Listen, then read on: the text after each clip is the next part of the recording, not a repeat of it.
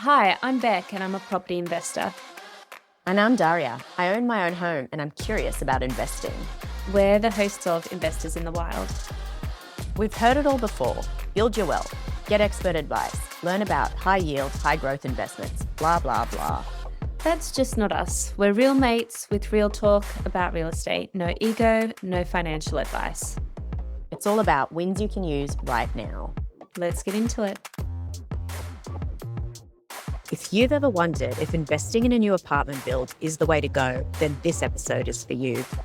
Nadeesha takes us on the journey of the trials and tribulations of investing in a new build, and boy did I learn a lot.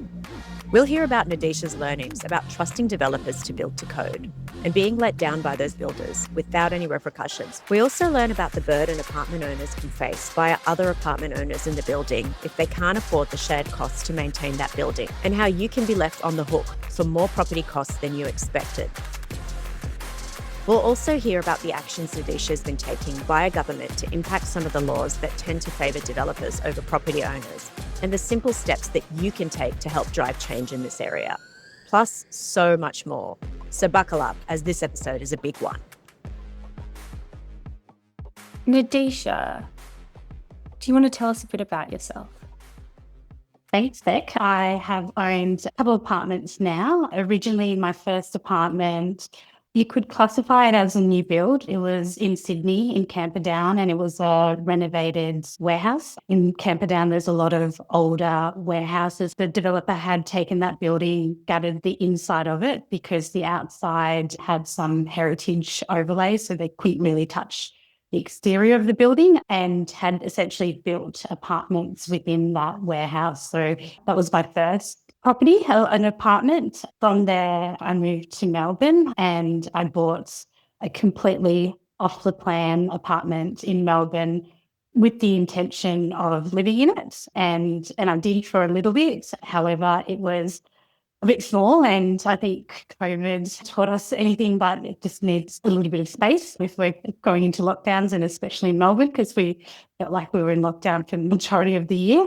And I decided to then purchase an existing build, which is where I'm living in at the moment. So that's really interesting because I've got a number of people who have bought off the plan, and majority of the time it hasn't ended well. I'm just keen to understand what attracted you to the idea of buying off the plan, and what was the biggest misconception you had when you were starting out?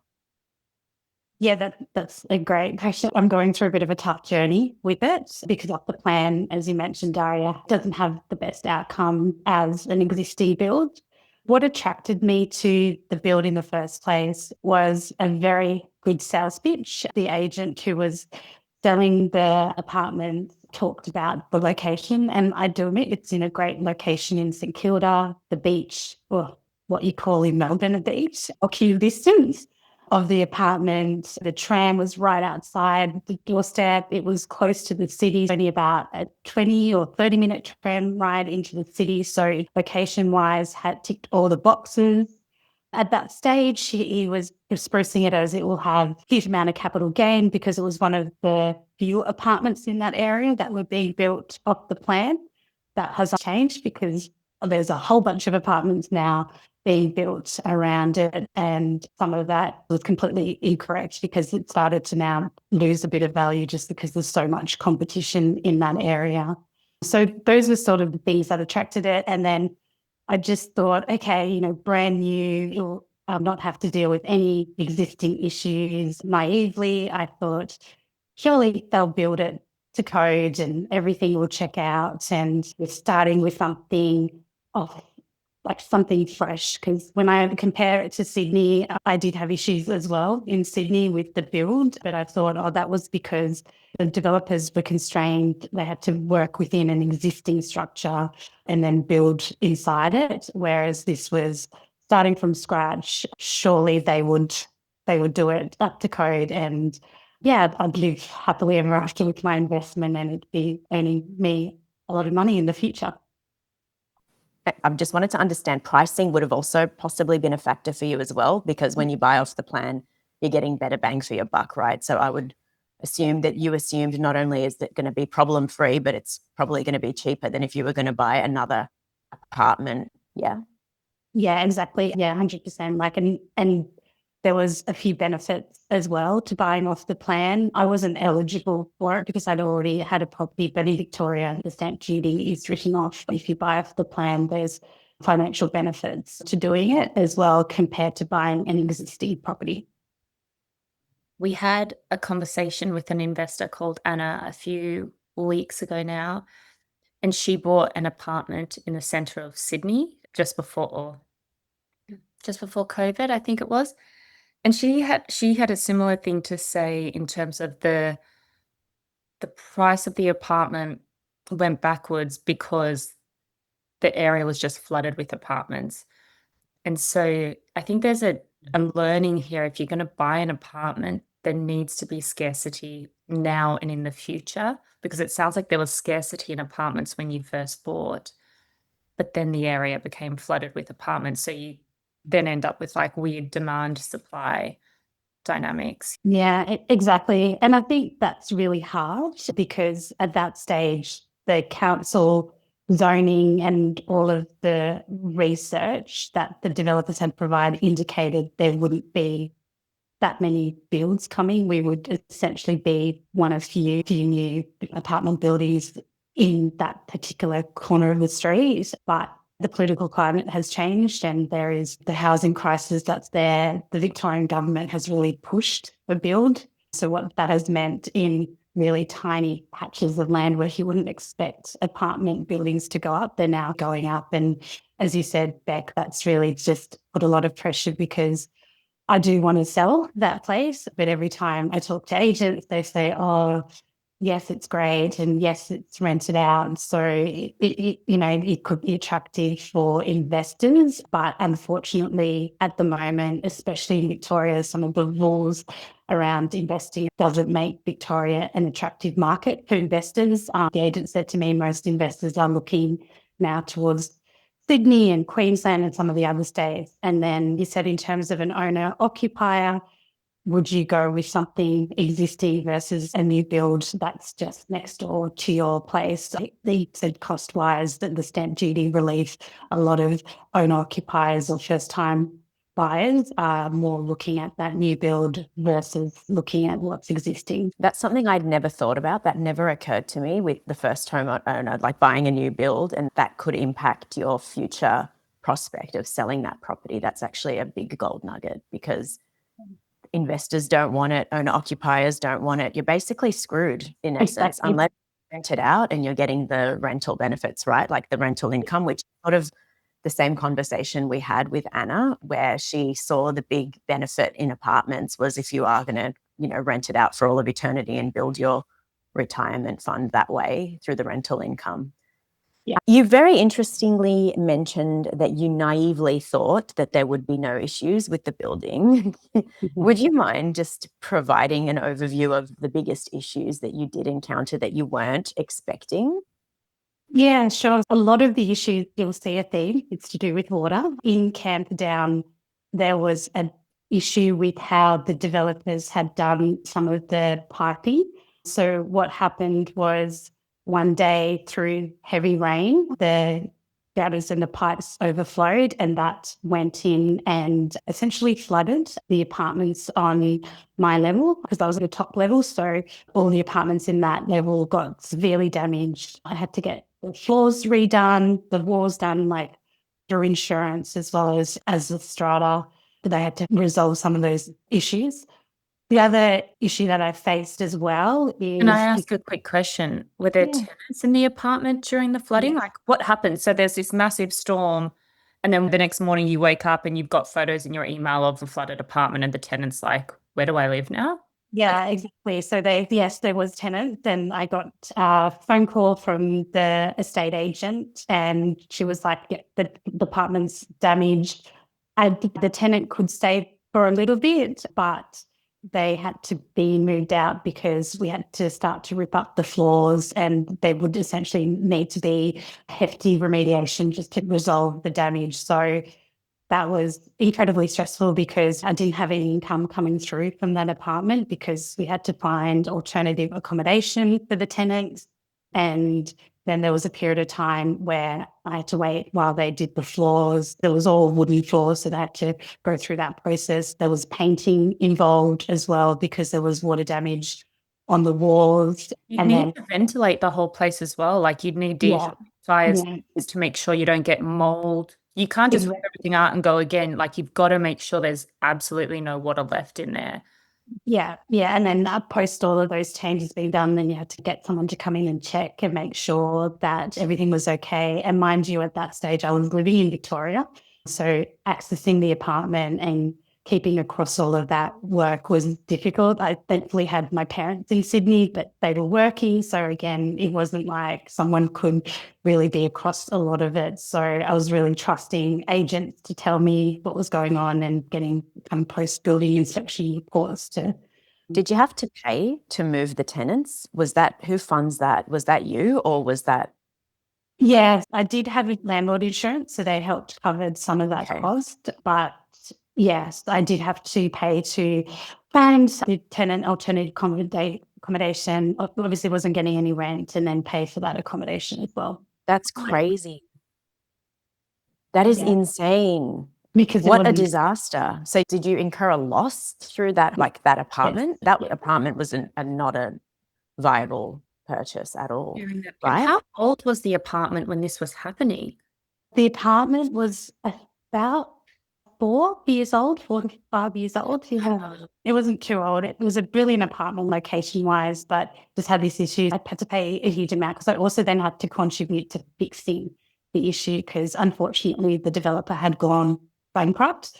Oh my God. So the source of the problem, like not only did I have to pay to have it remediated, but we were required to, across all of the owners in the building, to actually fix the issue of the poor plumbing being done, the plumbing being done poorly. So that took a cost because it wasn't a 60 apartment build, it was quite small. So I think I had to pay close to 20,000 to get that rectified on top of also then fixing through my insurance, thankfully, the apartment itself. Wow. So And just yeah, out of curiosity, if someone can't afford it, if like you've bought that place and you can't afford these, what happens in that case?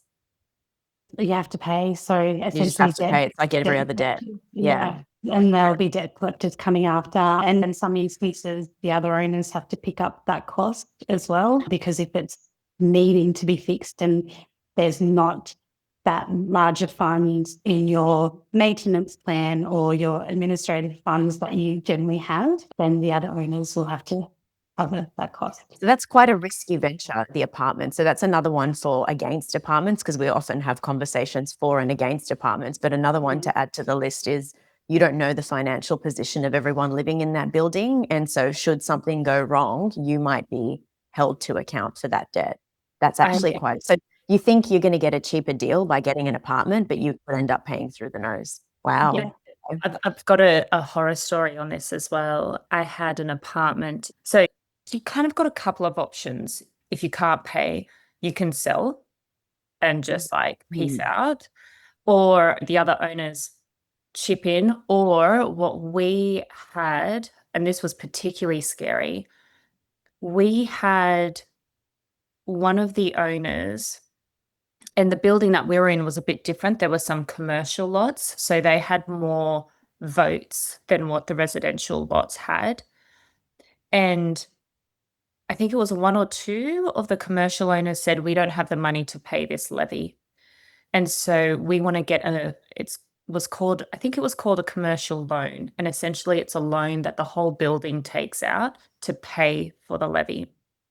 And the interest rate for that commercial loan was 17%. This was when the usual interest rates were closer to like 4 or 5%. This was a few years ago, just coming out of COVID. So this loan was 17%. And the terms were if one of the owners defaults, i.e., can't pay their portion, then everyone else just has to pay more. And you're paying that 17% compounding interest. So you want to pay it really quickly. And then if you have more owners default, then the remaining owners also take on their debt. So this was particularly risky because we had the commercial owner saying we can't afford it. So they could have voted this loan over the line, and then all of the residential owners would have then had to just suck it up. That's crazy. What happens to the people who can't afford it? Is there some sort of long-term repayment to the people who've paid it out on their behalf? Or do they just get away scot-free with someone else paying for their apartment? I'm sure there's some sort of debt forms for that, for those tenants. Otherwise, everyone would just throw their hands in the air and say, I'm not paying, the other tenants can pay for this problem, right? There's got to be some sort of accountability, but I guess you'd have to take them to court. I don't know. This is something I have no clue about. That's very interesting. Yeah, so generally, yes, there's that debt collection process, and the other owners essentially even cover the cost of that as well. And if they do not pay, like Beck said, they can sell. But then I think with selling as well, once they sell, then the strata, the owners corporation, has a right to any money first that the particular owner owns. But as you mentioned, Daria, that can take years. Like I'm in a situation here where we had one owner who didn't pay any fees or levies for close to 10 years. Yeah. So what And happened with them in the end? in the end, they also didn't pay their mortgage. So the bank repossessed the apartment, and that was how we were able to recover the fees.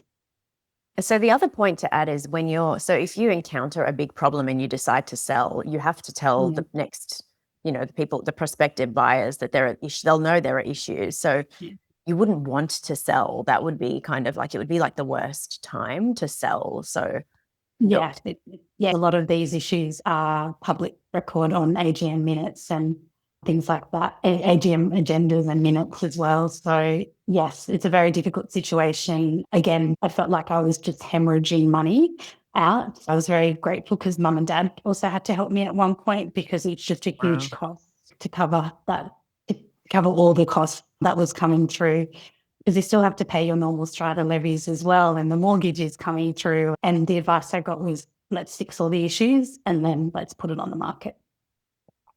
I can't believe you bought again after that experience. Well, yeah, it was a different state. And like I said, I know we thought, okay, that plumbing issue was because the developer had to work within that. And surely another developer won't go bankrupt. Like, it's not a trend. And yeah, unfortunately, again, I still own that place, but we've had a lot of issues again with water. The pit that was dug into the water tank has been leaking. So that's been damaging the basement where people park their cars. That's also has leaked into the common areas on the ground floor. And again, because we are under warranty, so both apartments, keep in mind, were under the both state laws warranty period, which is 10 years. So we submitted a defect report to the builders, and lo and behold, again, a couple of months later, when we were looking at starting legal action, they declared bankruptcy. And again, the advice that we got from lawyers was, you're not going to get this money. The difficult thing here as well is where the extent of the damage or the extent of the issue is large, but once the owner's corporation is aware of it, we have a duty to fix it. So it's about a $300,000 bill to resolve that issue. That, again, now we have to look at ways to go about it, and how do we ask? It is a bigger build, so the cost per lot is a little bit less, but still it's a significant amount of money that now owners are on the hook for, that we had no idea. Because when you buy off the build, we did get building inspectors through looking at the apartment. I had a few defects that I submitted to the builder post moving in, and they resolved it. So then, you think, and you honestly hope that there is no issue. But then, unfortunately, it seems to be quite a bit of a trend with new builds where builders are just coming up left, right and centre. And then once they know that owners are starting to become aware, and some of the issues just due to poor quality builds that impact it, they tend to have this habit of declaring bankruptcy and then coming up again as a very, under a different name, under a different ABM. What? That is so dodgy. There's got to be. So, are there any laws in place, Nadeesha, to protect? And it sounds like there's not. If they're able to just file for bankruptcy and then reestablish themselves, Yeah, there's got to be a law in place. I feel. I agree with you, Darren. It's incredibly frustrating because at times it feels like the builders are heavily are more protected than the actual owners. And this is not a small amount of money. These are large sums of money that the owners have to pay, and there is no recourse. As a owners corporation, we tried legal action when the current builder in Melbourne went into administration. The lawyers said, let's put the claim in. But they said they didn't have the funds to cover that, and their suppliers were ahead of us in the list of people that they needed to pay. We tried insurance as well, their insurance, like to pay, and Yeah. so was no. Why was it a no from their insurance? Again, I think it's just some of the policies, like they don't cover like the actual build itself. They'll just cover the company and the employees. Like if there's like an accident or something, the building in itself has its own insurance. But again, that's not really covered because these are structural issues. Like it's just this web of complexity and policies that really just are protecting the developer as opposed to owners. The And thing the irony is the developer can afford it, but the owners probably can't. So that's the irony of the whole thing. Anyway, sorry, continue. Beck. That's so and bad. it's so bad, and it's only going to get worse because I don't know how things are going in Victoria, but in New South Wales, Chris Minns is really, really pushing, and I suppose it's federal government as well, really pushing for more developers to do more developments. But no one's actually addressing the issue of quality of build. And so you're going to get more of this, more of these issues. And I remember a moment, Nadeesha, when we were talking about this, and you said, I have more protection when I buy a hairdryer than when I buy a property.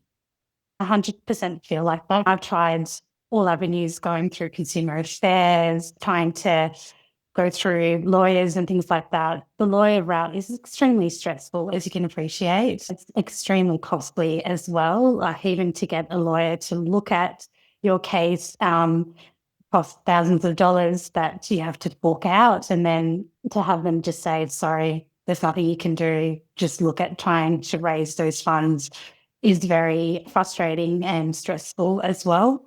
But you can complain about a hairdryer and Consumer Affairs will be on it, and then you're able to easily get a refund or get some money back. Whereas I just find it shocking that for such large investments, such as property, there is very little that you can do when the property, like the build, hasn't been done to the best of its ability, or someone has from the council has said, yeah, sure, it's up to code, but then you find out a year later or 2 years later it's not up to code, and then your owners are just footed with the bill that you never anticipated you'd be getting.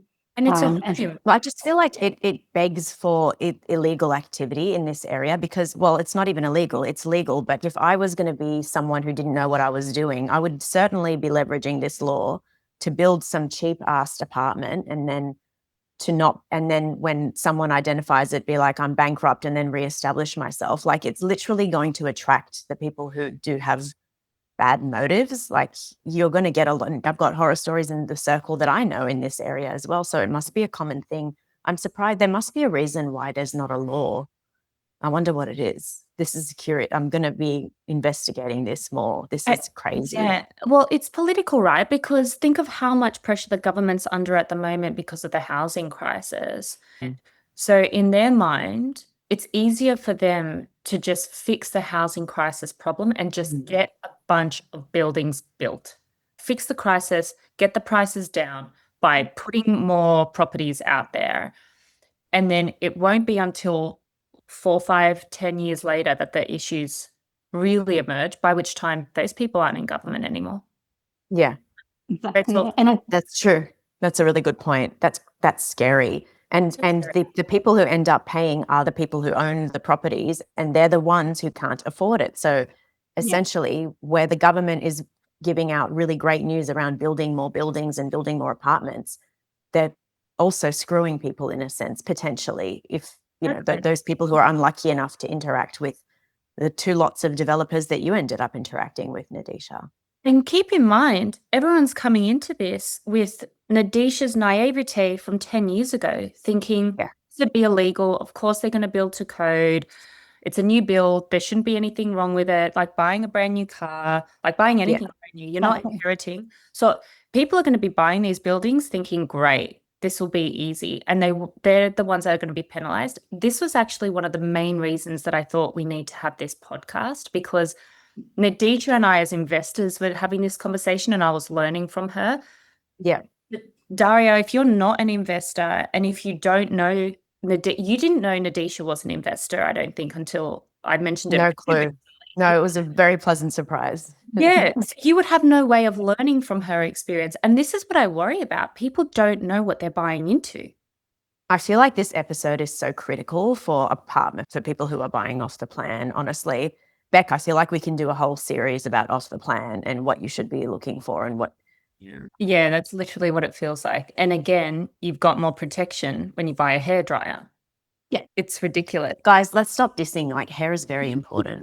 I agree. I agree. It was just, yeah, like I had a broken hairdryer and I submitted it, got the refund. I'm like, oh, that's what it's meant to. Yeah, but I think that's a really good point. The hairdryer analogy is really good because for us beginners in this space, like we purchase a lot of items like small goods and we get refunds immediately. Even when we're at fault, we still get refunds. And so you would expect for a big purchase like a whole apartment that there are even bigger laws in place, even bigger protections for consumers. But actually, for the big purchases, it's a completely different playing field to life in general. It's a whole other area that you would have no clue about unless we speak to people like you, as Beck said. You're on your own. You're on your own and God help you. You're on your own. Yeah. Yeah. Nadeesha, you have a lot of learnings. And I guess one of the big questions that I would suspect people would have is if you were to review a developer or a builder, what are some of the red flags that most people miss that they should be looking for their purchase? I would do a lot of research on the developer. Do not just trust just because they have built. And again, I appreciate when you get those, especially for new builds, you get amazing marketing material pamphlets that are very glossy, very attractive. Do not trust what's in them. Do your own research because there is information out there as well. And whether it be speaking, because I do remember I had a colleague that I was working with at the time, her husband was in the industry. And when I told her that I'd bought and it was from this builder, her husband was there at the time and he was like, oh, and I was like, okay. Wow. And he was like, oh, okay, like, let's see how it goes. And again, I was like, yeah, maybe he had a bad experience working, but I think just doing your research, I do appreciate it's really hard because as Beck and I said, a lot of people don't have these conversations. It's hard. And especially when you make these large investments, I feel like people want to be like, it was amazing. It was fantastic. I made a ton of money. Everyone's really scared to share that it's been really tough and it hasn't made me a lot of money or isn't expected. And I'm really supportive of your podcast. I think people need to be transparent because, again, you can go online and I won't use a hairdryer. You can get really good reviews or insights into a toaster, right? Everyone's on there being like, I love this toaster. No, this was really bad. It burnt my toaster, whatever the case may be. But developed information is really hard to find. And I think it's really important that you share. And if you know someone who has bought from this builder before, I would recommend reaching out just to see what their experience is. But it's For all our listeners out there, that hairdryer that you should be going for is the Parlux 2400. So when you say research, Nadeesha, an internet search, would that be kind of the first port of call? What would be, because I know with real estate agents, we've spoken a lot about it and there's Rate My Agent and there's different avenues and then you can look at their sales results and there's different analytics that I've personally applied to before selecting a real estate agent. But in the builder community, I would literally ask ChatGPT, how do you research it? Like, where do you go first to check? Yeah, it's difficult. I think there is now, I believe I've seen someone who has put together a bit of a site that talks to how each of those builders are. I think that it is hard, I don't have the exact answer because there isn't a lot of information out there. And it's also hard because they'll be known as A, and then because they go bankrupt, they're now known as B, and it's hard to put the two and two together. So I will do as much research as you can, maybe even if you can, like, speak to your solicitor if they've heard, because generally those cases of bankruptcy, like from a legal perspective, are public, if they've heard of any issues with that particular builder. And if you can't get that information, just be prepared, have some extra savings just in case these issues do come up. I do, again, like I always hope they don't, but my experience has been that they do generally, and you do then need to start to dip into the rainy day fund to try and support some of those costs as well. I know another investor in Melbourne who very similar experience to yourself, actually, Nadeesha. She's bought a few apartments and had issues. And our new phrase that she's like, I have no shame in being the Karen anymore. And she had a few things that she does. She's also research fanatic. She's like, you've got to research. So she looks at reviews. She looks at how long the business has been up and running, because to Nadeesha's point, they can just declare bankruptcy. So if their business has only been around for 6 months, warning. Then she looks at, you can look at the directors in the company and see, have they been directors of multiple companies? The only problem is sometimes if they're under review or if they've been mentioned in the news, they'll put their wife as a director or their kid as a director. You can do all of this. It's wild. Then this is where she's very comfortable being the Karen. She goes to the developer and says, put me in touch with owners, exactly what you just said, Nadeesha, owners in buildings that you've built previously. And she goes and inspects those previous buildings. That's a great idea. You've got to do it. That's what Nadeesha's saying as well. You've got Yeah. to talk to the people who have lived experience, because this isn't in a database. It can be covered over in a database pretty quickly, actually. And the other thing I think that we can always go back to, which comes up in every single episode, is your network. And so it's reaching out to, because again, so for people who are listening to this, reach out to us. We're now your network. But for people who don't have a network, like people, you got to have friends who know friends. So Faz will have builders in his community. I've got builder family friends that I can probably just say, hey, I'm thinking about purchasing. What do you know about them? And they could know something, like your friends. Unfortunately, it's like when you're hiring anyone for a job, it's who you know as well. Yeah. Can we? Okay, well, that's definitely new insight. And I love that idea of reaching out to see, but that's where you actually have to, so it becomes a real job. You can't oversimplify the purchasing, because I think that's often what we want. We want to pay a little bit of money to get a brand new build and to not have to worry about it. Yeah. But this part, this is actually hard work, doing all that research, contacting people. And sorry, one more question. Are they willing to just give out the information of the houses that they've built? Do they, I guess if they want your business, they'll do anything, right? They'll tell you this is the address where we've last built, and we can see who's coming in and out, and just reach out to those people in this field where I'm living now. If I see a for sale going up and owners coming through, we'll just sometimes politely just say, hello, do you want to chat about what it's like living here and being part of the owners corporation? To your point, Daria, I think it's about your network and who you know, but it's also those people who've had those experiences, sharing them and being honest, because I think it only just helps everyone. That's even get a better outcome. Because I know at times, right, and Beck and I have had this chat, like when Beck and I started talking and sharing, I was like, oh, that's a relief. Like I thought it was just me that was being done, and like naively hoping and thinking, surely this developer won't go bankrupt again on me. But being open and honest with those conversations and saying, yeah, it's hard and this is all the experiences, I think is really, really important. And I do encourage listeners who've gone through those journeys. It's not a shame. Like I think, like anything, it's just a learning journey, and you should be open to it, because it will not only help you, but help others as well. I think if you've been through something like this, I know it's not easy, but you have to talk about it, because people don't realize how bad it can be. Hey, it's Beck. Just wanted to say, if you've been getting something out of what we're chatting about, we'd love your help spreading the word. Hit follow if you haven't already.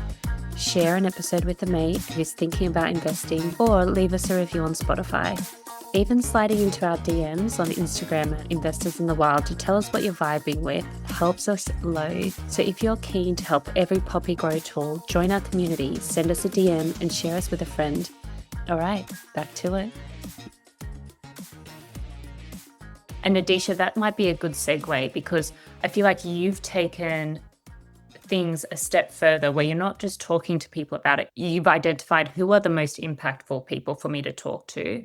And you've started really being deliberate about targeting politicians, policymakers. Can you take us through that journey? Like, what made you decide to start contacting policymakers, and what you do, how that's actually shifted things? Yeah, sure. I started it because, I mean, and we joked about it before, but I think Consumer Affairs Victoria must have my name being like, here she goes again. I was raising case after case after case with, detailed evidence to them being like, help, please help. Like, I'm just at my wit's end. I'm losing money. I'm not getting the outcome I would expect. And it's easier to walk into a store and return something, or if I was working with a trade and I wasn't happy with the outcome directly, it's easy for me to then control that experience versus here, I didn't have control, but I still had to pay the money for it. So I was just honestly in desperation. And all the advice I kept on getting was, okay, go speak to a lawyer, go to a tribunal, go through to mediation. And that is incredibly stressful to do. And again, I have to put money to find a lawyer to represent me, a solicitor that's willing to take it. And when you speak to some of those people, they'll say, you don't have great chances. So you could be paying a lot more to just have the case heard versus you getting the outcome for you. And it just was really frustrating because this is the biggest investment, the biggest purchase I'll ever make in my entire life. And I'm putting so much money towards it. It's my home, or it's my investment property that I've hoped that will help support my future years. And yeah, it was just unfathomable to me to not have any avenue that didn't require me, again, paying more money or seeking legal representation. I was just at my wit's end as to what I could do. And one day during some of the issues that were happening in the United States, I just saw someone post a note that said, email your local representative. It just takes 5 minutes to write that email. If they don't reply, that's okay. You've just lost 5 minutes of your time, but just keep on emailing. And I thought, okay, surely that could work in my situation as well. So I spent a weekend figuring out at the federal level, at the state level, who I could speak to, figuring out the local members, because I do vote, but I'm not heavily into politics. So I just needed to figure out who was who. I got the list of names and I drafted up an email and just literally copied and pasted my list of people and just explained my situation. And honestly thought, oh, they're just going to be like delayed or they won't even respond. But I was quite surprised. Like, I got nearly all of the responses. At the federal level, they came back and said, apologies, we appreciate your frustration, but there's nothing we can do. But at the state level, I ended up getting a meeting with back then, the Attorney General. I got to speak to Jacinta Allen's chief of staff, just explain some of the frustrations. What I observed, a lot of these MPs, they live in houses and their experience was being houses, which is very different. Very few had actually lived in an apartment or purchased apartments or understood what it was like. And I thought it was such an eye-opener because when I was explaining to them what I was going through, I never got it, oh, yep, I understand. They were just shocked, honestly. They were surprised. And when I was explaining to them that I didn't feel like I had an easy avenue to raise the issue, they just thought that there was. And I know the Premier pointed me to Consumer Affairs, but I felt like, okay, at least I've got it on the radar, what's out there. And I was very clear that it wasn't just me. But that's surprising from a few perspectives. Number one, of course, I'd never thought to myself, of course they all just own houses. Like, they've never experienced this. But also surprising, and look, I am guilty of this as well. Also, they were surprised, like they'd never heard this story from other people as well. When all three of us on this call, maybe we haven't heard stories as vivid as yours, but we all have stories.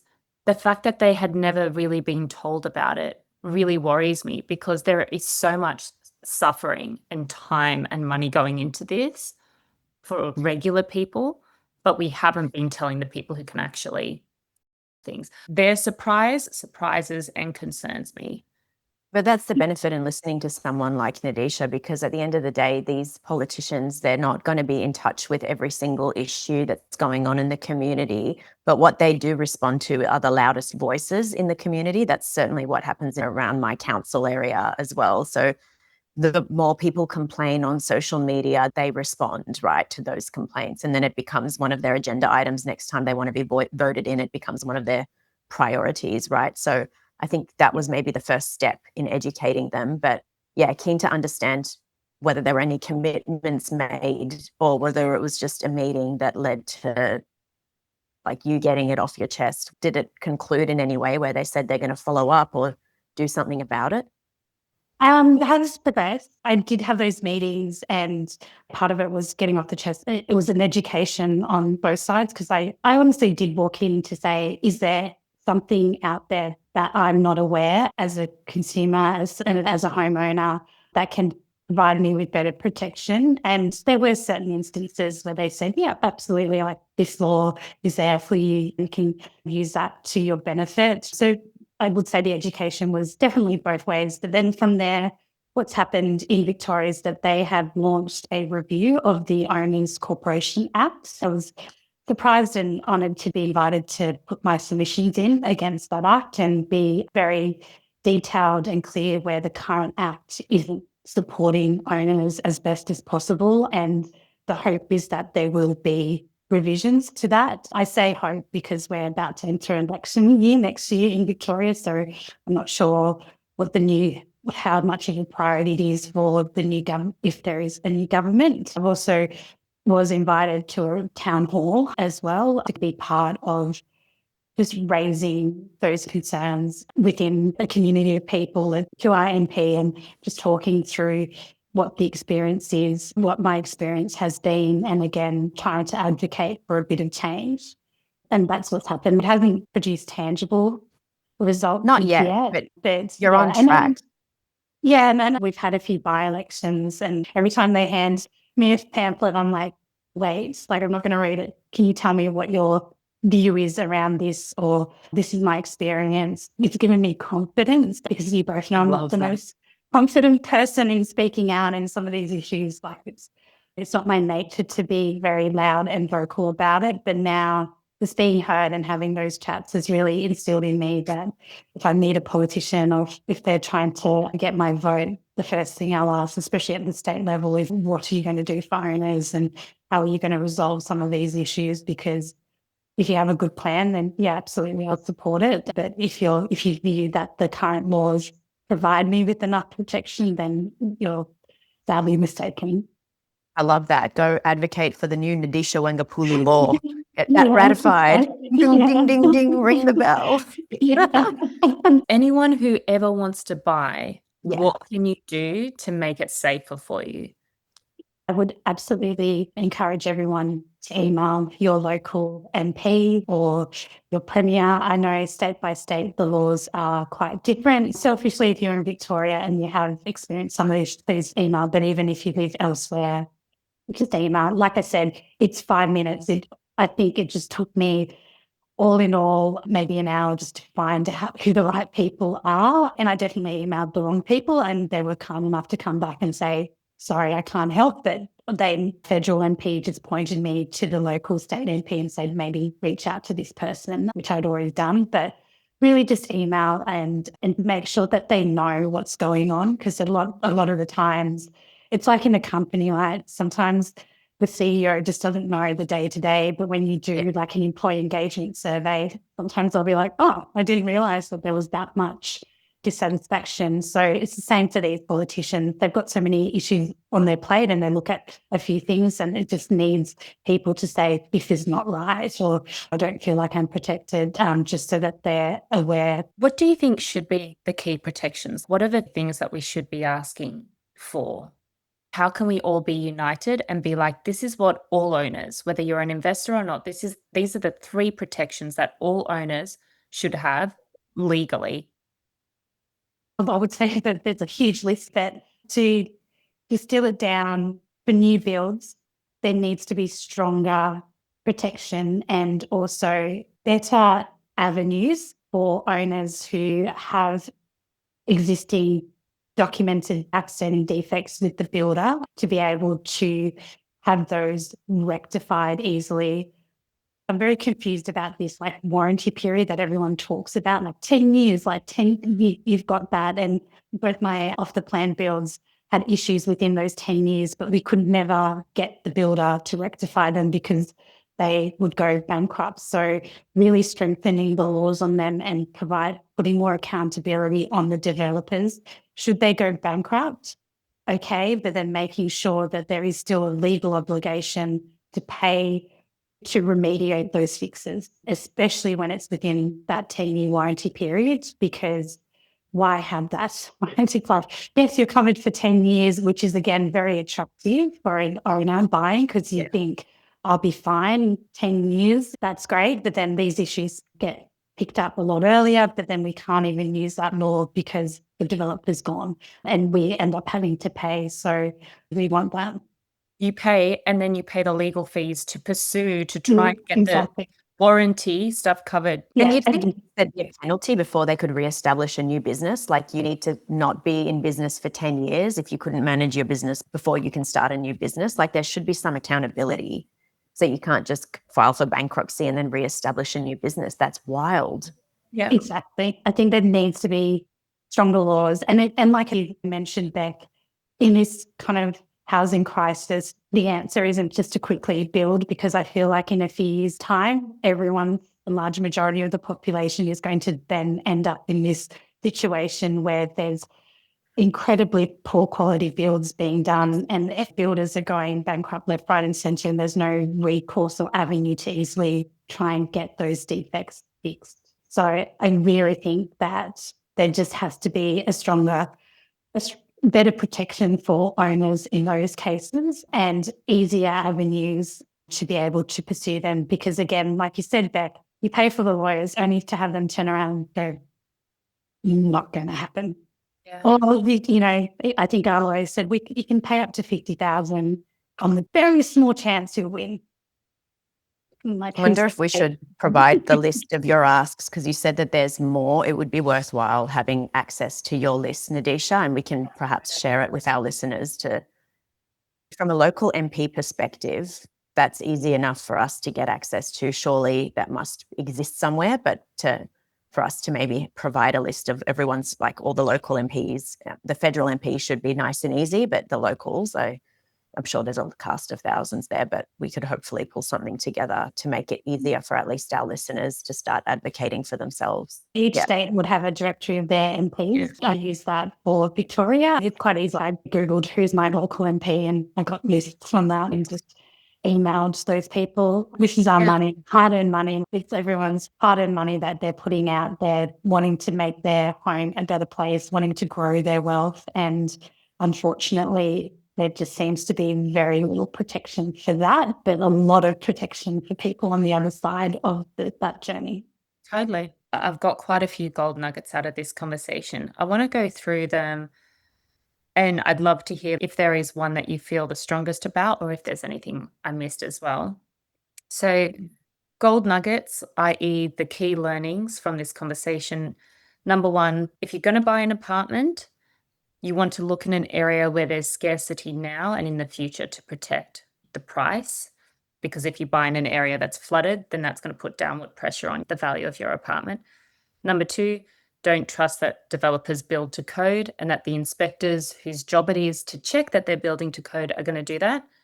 You can't expect that. Number three, you don't know the finances of the other people who also own in the building. So you don't know if they're going to default and if you've got to pick up the slack. Number four, join the owners corp. We've got this phrase that comes out every other episode. No one cares about your money as much as you do. And so you don't want to be in a position where you have, I think you said it, Nadeesha, you have no control, but you still have to pay. So you want to make sure that you have some control in those decisions that are being made. 5, research the developers as best as you can. It's not easy. It's a full-time job, as you said, Daria, but research the developers. Number 6, email the local MP. We will link to the sites where you can find them. And you've said to ask for protection against developers and accountability and for an actual warranty period. Nadeesha, anything else that you would add? I feel very strongly about advocating to your MPs and your government representatives, because that is key to trying to alleviate some of the pressure and removing some of the negative experiences that I've personally had, and I know other owners would have had as well. One thing I would add as well, in the same way that you're researching the developers, if you're buying an existing build, especially in apartments, speak to owners in there as well, so you know what you're getting into. I think I saw on TikToks a buyer advocating to buy apartments, and I put a comment in there being like, apartments are great, but just go in with your eyes wide open and do your research as well. I appreciate apartments are cheaper than houses, probably more readily available, and especially in those CBD areas. So it is attractive, but make sure you do your research and protect your funds. And I know through that, I've gotten a lot of comments being like, what do you mean? And I was like, read through the AGM. If you're not comfortable with that, speak to owners, because I guarantee you there will be an owner that is willing to talk through what's it like living in that building, what are the issues that don't always get documented, to speak to people, because I think you'll get really good insights that will help inform your decision. My last question, Daria, how do you feel after this conversation? Because I know that we've been on a journey about apartments and you've been I feel way, way better informed on a new level. To date, we've discussed a lot about the rental prospects and earning income and making money from apartments, but we haven't actually gone into this level of the investigation and the research that needs to be considered because of the issues that you can encounter as an owner. I don't think we've had someone who has even experienced what you've experienced, Nadeesha, but it's very common, right? Out there in the world, we don't know these people, but we haven't had that on the podcast. I've definitely, those gold nuggets, I think we need to summarize them. A new one is actually talking to people who live in the apartments. That's a big one. And researching the developer. Oh my gosh. Researching the crap out of the developer in any way possible. It was so insightful, Nadeesha. Thank you for sharing your insights. And I love that you're actually trying to make a change on the bigger scale. It's not just your personal problem. You're trying to drive a broader change. And I think it's great to use our forum to do that. And we encourage other listeners to share their stories too, because I think it will resonate with a lot of people. Yeah, I really, really agree. And you're right, to the point that you made earlier, Nadeesha, it was only when I started speaking to other apartment owners that I wasn't like, oh, I didn't just make like an epic fuck up when I bought this place. The system is broken. Like, yes, my decision-making process can absolutely improve, and we've spoken through how, but this system is not built to protect me as I had assumed. I'd gone in with that fundamental assumption. There are basic levels of protection, and that assumption was incorrect. So it's nice knowing it's not just me. Yeah, exactly. And I think, that's the hardest thing. And like I said, I do encourage everyone to be open about it, because I feel like you hear the good stories. Like, I bought this great apartment and then I sold it and got all this growth. Money. And then, moved on to the next. And I was like, you didn't have any issues with the developer. Like, you didn't have any defects. Am I attracting those people? But then, like you said, like just talking to yourself and listening to Katrina's or KJ's stories, I'm like, okay, it's just not me. Where I just felt like, I'm definitely not interested in buying a new build ever again, but that's my personal experience. But I do appreciate, like, some people, maybe that's their only choice, but I just want to make sure that they're aware. I thought it would just be happy days. I'd have that property 10 years.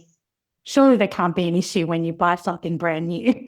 I think another nugget to add to the list is that what you pay today might not be what you end up paying tomorrow. So before investing in an apartment, make sure that you've got some cash set aside. Basically, what I would learn as well from this is, like, if I'm going to purchase an apartment, it's not that the price that I'm paying shouldn't be the be all and end all. I should allow a percentage that I'm going to save in case of emergencies, because you end up possibly paying much more than you thought for an apartment from your learning with the flooding and all that stuff. Don't max out your savings on an apartment. Keep a portion of it for the future in case of a rainy day.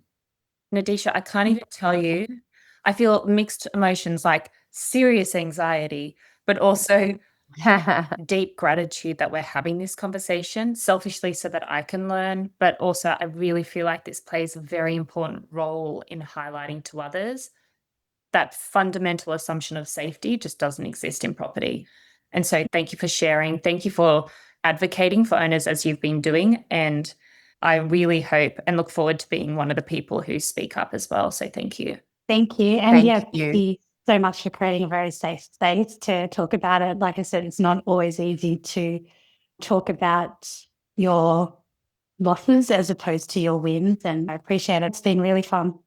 It has It's been an honor having you, Nadeesha, and you're doing something about it, which is amazing. Thank you so Power of much. volition. Thank you for being here. Hey, it's Daria. If you enjoyed this episode, please follow us on Spotify and drop a rating or a review. It'll help others find the show. And if you know someone who'd benefit from this conversation, please share it with them. We'd also love to hear from you, so DM us on Instagram at Investors in the Wild with feedback, questions, or topic ideas. And if you're an investor with insights to share, hit us up on Instagram or email us at investorsinthewild@gmail.com. After all, we're all mates helping each other.